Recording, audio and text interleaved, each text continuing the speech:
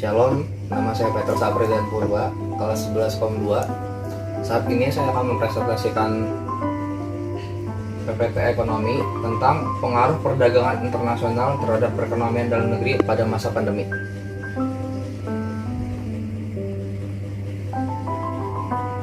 Yang pertama, arti perdagangan internasional adalah perdagangan yang dilakukan antar negara atau pemerintah negara dengan negara lain, di mana antar negara memiliki hubungan perdagangan yang sesuai kesepakatan antar kedua belah pihak yang melakukan perdagangan internasional tersebut.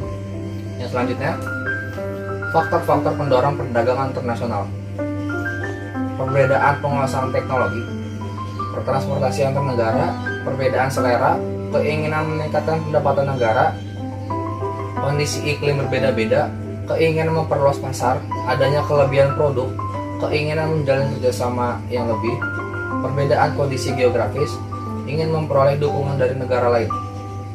Yang selanjutnya, faktor penghambat perdagangan internasional adalah perbedaan mata uang negara, keamanan suatu negara, kebijakan perdagangan internasional, sumber daya alam yang berbeda, proses pembayaran sulit dengan risiko yang besar, menurunnya tingkat kesejahteraan suatu negara, terdapat lembaga-lembaga ekonomi di suatu daerah, kurs mata uang yang tidak stabil, terjadinya perang, dan peraturan antar dumping.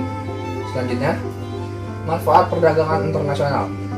Yang pertama, terbentuknya hubungan persahabatan antar negara.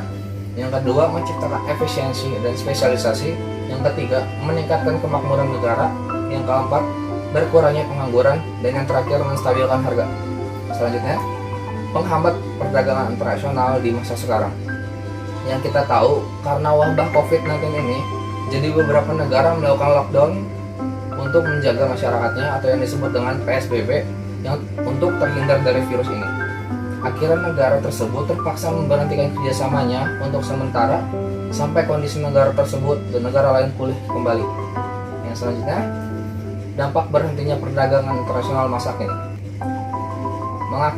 Mengakibatkan berhentinya reproduksi, matinya operasional perusahaan produksi sehingga banyak pekerja yang dirumahkan sampai diberhentikan saat gencar-gencarnya mewabah pandemi COVID, diikuti dengan pasar tenaga kerja yang cukup kacau sehingga menurunkan jumlah pendapatan negara, juga karena diikuti dengan meningkatnya angka pengangguran.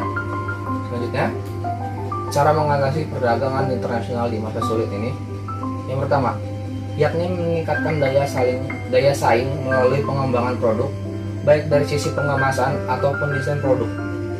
Cara yang kedua, yakni melakukan penguatan produk dengan memenuhi standar yang ada dalam persyaratan internasional.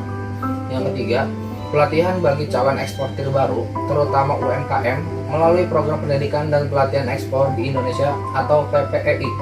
Yang keempat, relaksasi kebijaksanaan ekspor dan impor, peningkatan fasilitas dan pelayanan informasi promosi ekspor, bisnis matching, pemanfaatan TEI, serta penguatan peningkatan perdagangan luar negeri.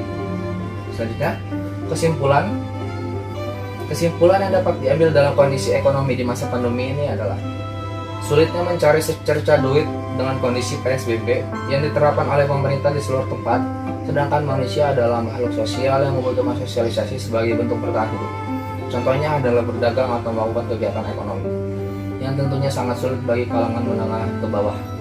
Menutup, sekian dari saya, terima kasih, God bless you.